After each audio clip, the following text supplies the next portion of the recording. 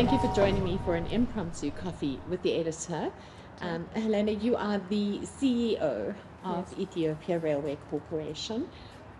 You guys have been doing some interesting things over in Ethiopia. The railway network is growing. Tell me more about it. The Ethiopia Railways Corporation is working a lot of activities right now, starting from the preliminary studies for feasibility study to undertake railway lines. We're now starting from the pre-feasibility study. We undertake the construction of railways after hiring the employees representative and contractors, and after that the operation. Other activities will follow. Right now what we're doing is we are constructing, we are already two of our previously constructed railway lines are under operation.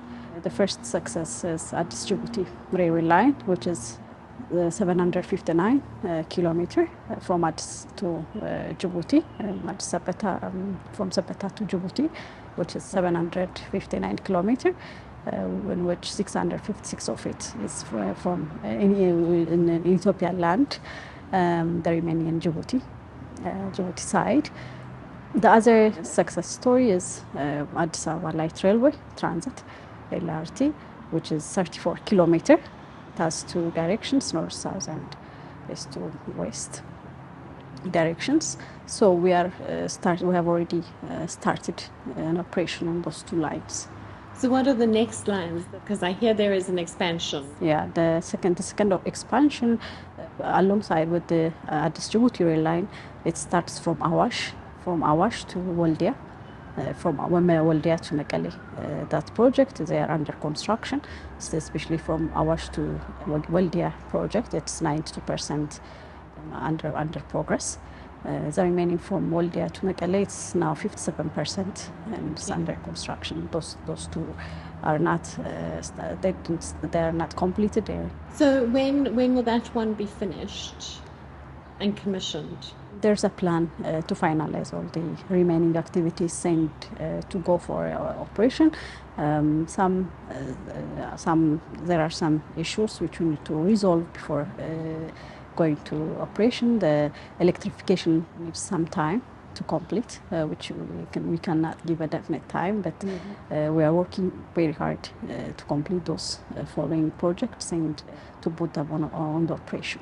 From a procurement plan perspective, I mean, are there any big procurement opportunities coming through from Ethiopia Railway Corporation, new rolling stock or maintenance equipment? We are now working on feasibility studies of different projects.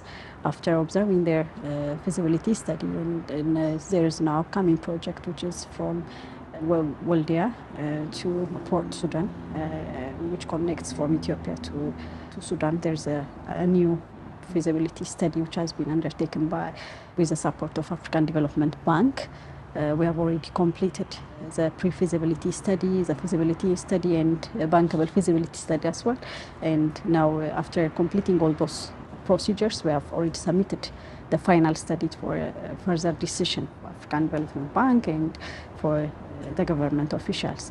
So, based on their decision, it might go to PPP modality, or the government might have an interest to do it by our own. So there's a decision of the officials, as I've mentioned. There will be a procurement. That will be our first. And the second, in-house, we have been working on different pre-feasibility studies and feasibility studies for Somali Berbera port, which starts from Dreddawa, which connects it along with the Addis Djibouti rail line. So we'll start from Dreddawa and go to Berbera port in Somalia, and the other will be from Mekelle to Asmara to Port Asab. That will be the third feasibility study which has been undertaken. Almost we have completed, except the bankable feasibility, most of the feasibility studies and other in-house works has been already conducted by us. We are waiting for the study of bankable feasibility. It's actually quite exciting, because that means that you have the commodities to move then. Yes, and one of our prior projects, in fact, which is a Lapset corridor which connects Ethiopia, South Sudan, and Kenya, and then to develop a Lamu port to have some community exchange among those three countries.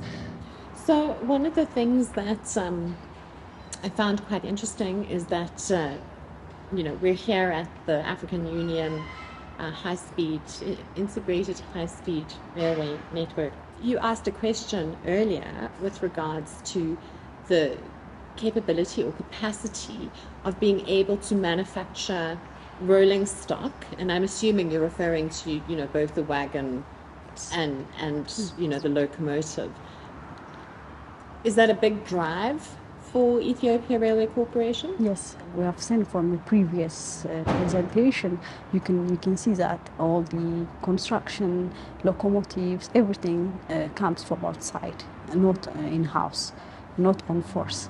We want to construct by ourselves. We need to be independent. There are a lot of experience we need to learn from others, but we have to make ourselves ready to do them by ourselves, because we can do that. In our company, ARC, we have already set a team to on-force team, with different business units. Previously, there was no business thinking. Now we are shifting to a business modality to be a multimodal transporter, because the government has given us good opportunities to participate in those kind of issues. So we are now to be part of multimodal transporter, jointing with private sectors. Now we have already signed a consortium with 3 private sectors, and then to enhance local private sectors, to enhance our capability to partnership with the public entities. So we are now working on it, and for construction there's capacity or knowledge, skill. If we add some more from others, like if foreigners come and train us, we can capacitate ourselves. There's a big demand of hard currency in our country, so we want to solve that. We just want to be independent. For the manufacturing, resources are here, but we are exporting our resources. Going forward is like to use our resources and to use them ourselves to capacitate and to solve the continent's problem. That's a new position that we have. So if I look at it from that perspective, have you taken into consideration the capacity and capability in terms of your neighbors that you'll be connecting with, and the feasibility or the options where between you are able to put down the facility to manufacture, the facility to maintain, and then jointly service from like your region almost? I mean, I think that would be a good idea. Yeah, I think that's how you said it. That's what we're dreaming for. We want to work with our brothers and sisters to come up with a common developmental plan. We want to develop the continent, not only ourselves. And we need to. I'm not refraining our company only in Africa. We have a lot of partners outside Africa. We are working with them. They are just giving us a loan.